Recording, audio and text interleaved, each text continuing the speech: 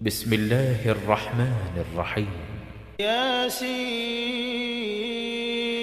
والقرآن الحكيم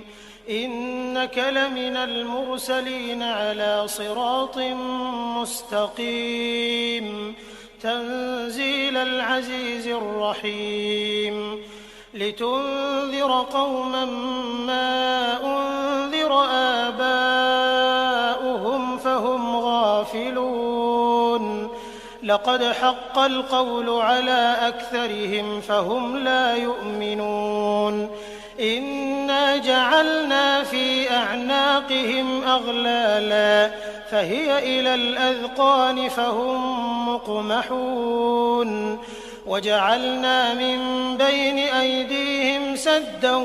ومن خلفهم سدا فأغشيناهم فهم لا يبصرون وسواء عليهم أأنذرتهم أم لم تنذرهم لا يؤمنون إنما تنذر من اتبع الذكر وخشي الرحمن بالغيب فبشره بمغفرة وأجر كريم إنا نحن نحيي الموتى ونكتب ما قدموا وآثارهم وكل شيء أحصيناه في إمام مبين واضرب لهم مثلا أصحاب القرية إذ جاءها المرسلون إذ أرسلنا إليهم 2 فكذبوهما فعززنا بثالث فقالوا إنا إليكم مرسلون قالوا ما أنتم إلا بشر مثلنا وما أنزل الرحمن من شيء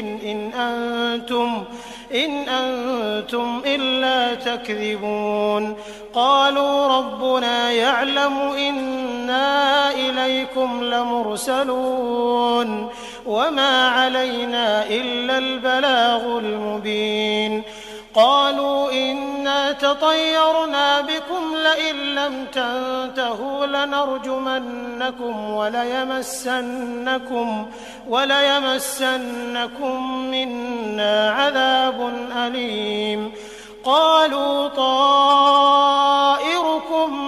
معكم أئن ذكرتم بل أنتم قوم مسرفون وجاء من أقصى المدينة رجل يسعى قال يا قوم اتبعوا المرسلين اتبعوا من لا يسألكم أجرا وهم مهتدون وما لي لا أعبد الذي فطرني وإليه ترجعون أأتخذ من دونه آلهة إن يردني الرحمن بضر لا تغن عني شفاعتهم شيئا ولا ينقذون إني إذا لفي ضلال مبين إني آمنت بربكم فاسمعون قيل ادخل الجنة قال يا ليت قومي يعلمون بما غفر لي ربي وجعلني من المكرمين وما أنزلنا على قومه من بعده من جند من السماء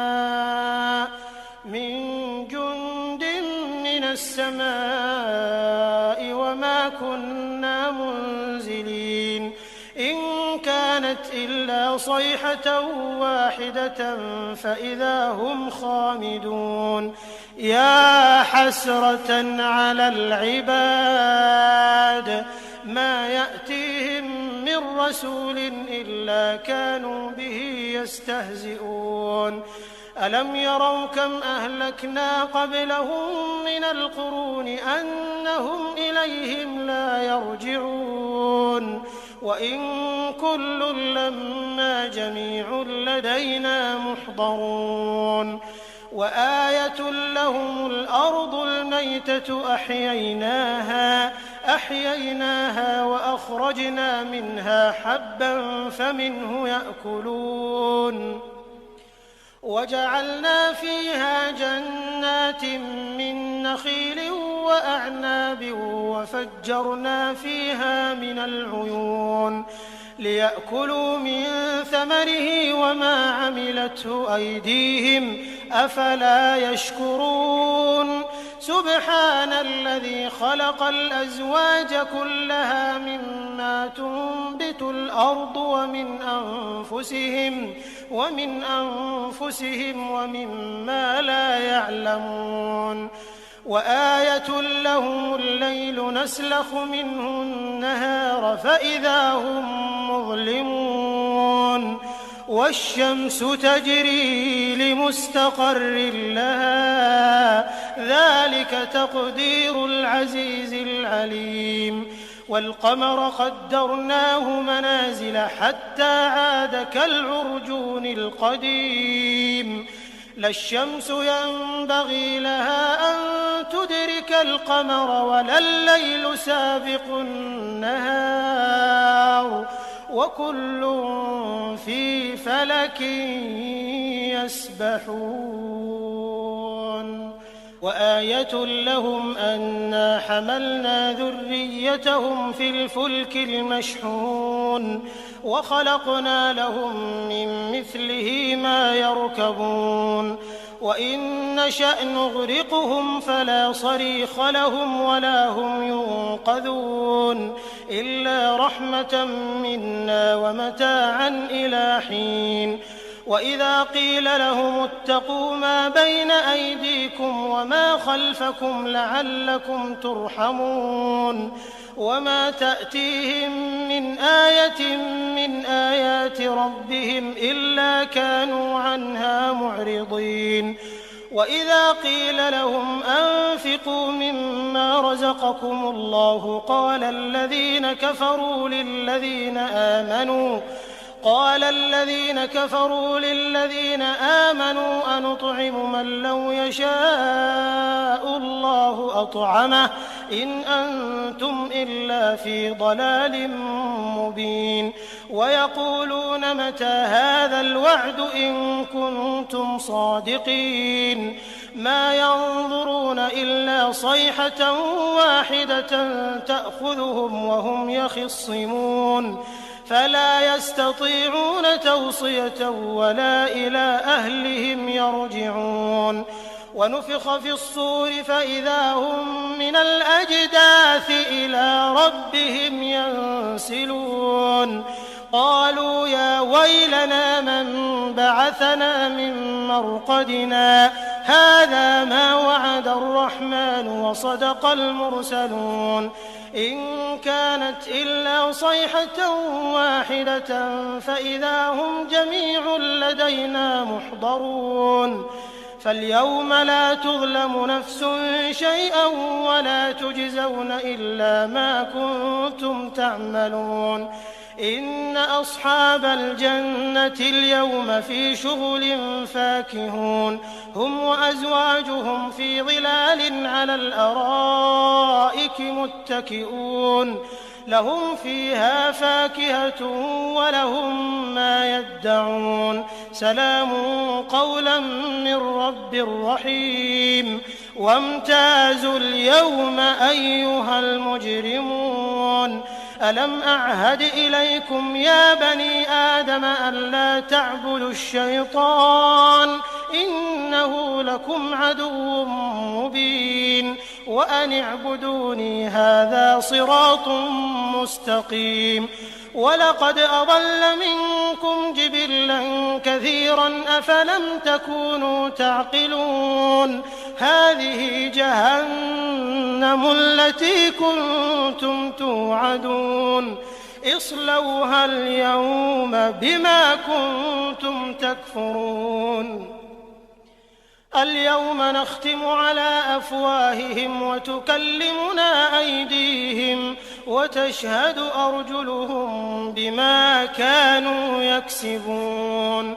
ولو نشاء لطمسنا على أعينهم فاستبقوا الصراط فأنى يبصرون ولو نشاء لمسخناهم على مكانتهم فما استطاعوا مضيا ولا يرجعون ومن نعمره ننكسه في الخلق أفلا يعقلون وما علمناه الشعر وما ينبغي له إن هو إلا ذكر وقرآن مبين لينذر من كان حيا ويحق القول على الكافرين أولم يروا أنا خلقنا لهم مما عملت أيدينا أنعاما فهم لها مالكون وذللناها لهم فمنها ركوبهم ومنها يأكلون ولهم فيها منافع ومشارب أفلا يشكرون واتخذوا من دون الله آلهة لعلهم ينصرون لا يستطيعون نصرهم وهم لهم جند محضرون فلا يحزنك قولهم إنا نعلم ما يسرون وما يعلنون أولم ير الإنسان أنا خلقناه من نطفة فإذا هو خصيم مبين وضرب لنا مثلا ونسي خلقه قال من يحيي العظام وهي رميم قل يحييها الذي أنشأها أول مرة وهو بكل خلق عليم الذي جعل لكم من الشجر الأخضر نارا فإذا أنتم منه توقدون أوليس الذي خلق السماوات والأرض بقادر على أن يخلق مثلهم بلى وهو الخلاق العليم إنما أمره إذا أراد شيئا أن يقول له كن فيكون فسبحان الذي بيده ملكوت كل شيء وإليه ترجعون بسم الله الرحمن الرحيم الرحمن علم القرآن خلق الإنسان علمه البيان الشمس والقمر بحسبان والنجم والشجر يسجدان والسماء رفعها ووضع الميزان ألا تطغوا في الميزان وأقيموا الوزن بالقسط ولا تخسروا الميزان والأرض وضعها للأنام فيها فاكهة والنخل ذات الأكمام والحب ذو العصف والريحان فبأي آلاء ربكما تكذبان خلق الإنسان من صلصال كالفخار وخلق الجان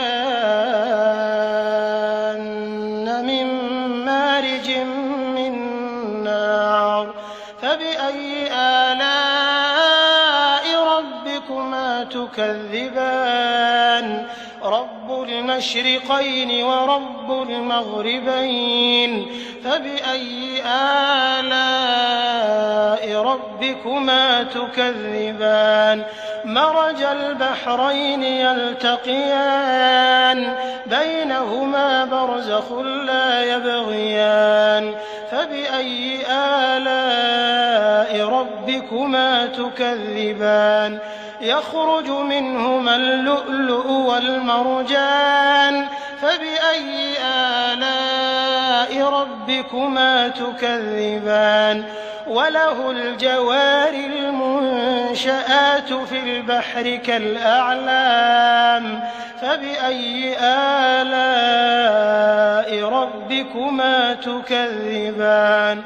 كل من عليها فان ويبقى وجه ربك ذو الجلال والإكرام والإكرام فبأي آلاء ربكما تكذبان يسأله من في السماوات والأرض كل يوم هو في شأن فبأي آلاء ربكما تكذبان سنفرغ لكم أيها الثقلان فبأي آلاء ربكما تكذبان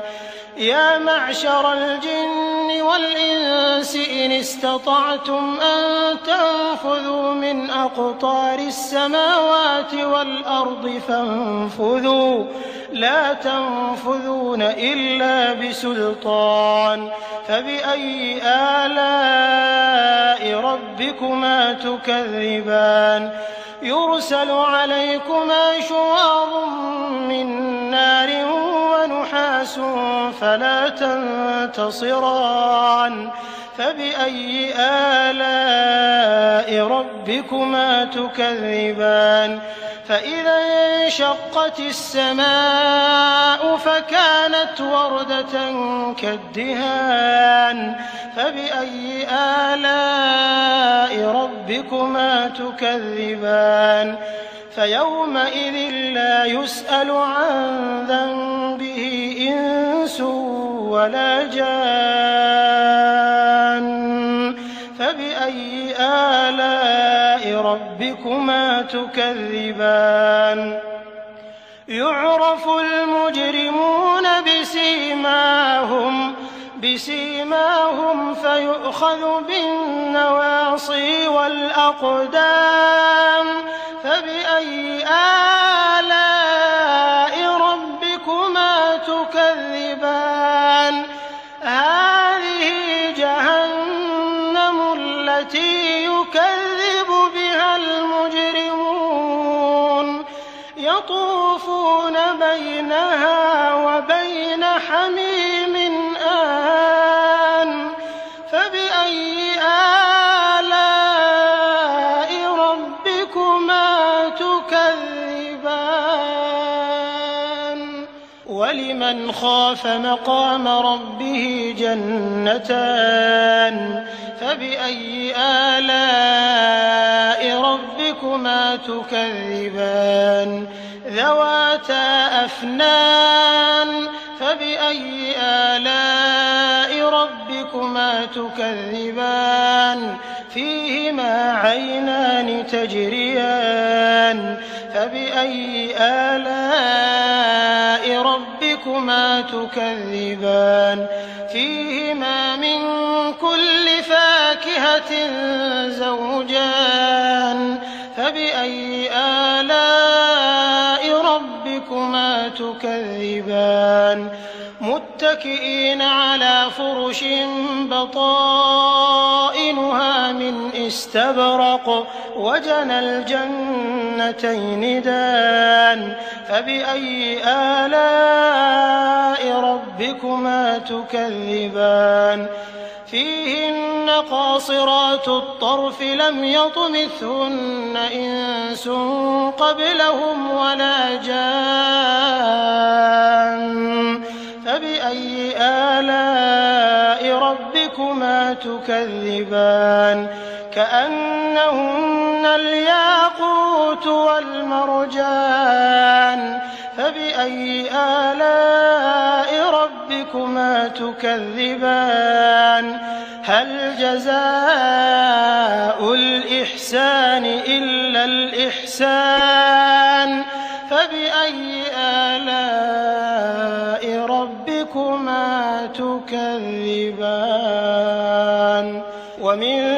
دونهما جنتان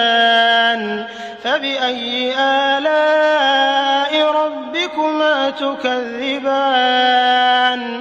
مدهامتان فبأي آلاء ربكما تكذبان فيهما عينان نضاختان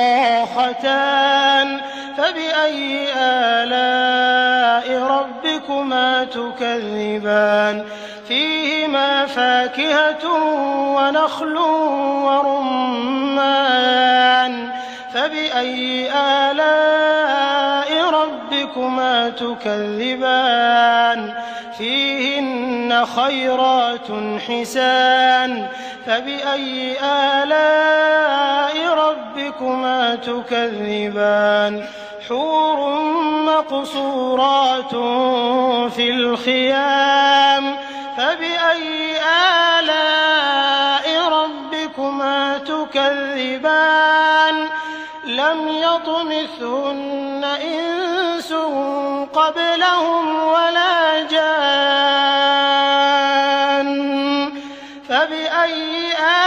آلاء ربكما تكذبان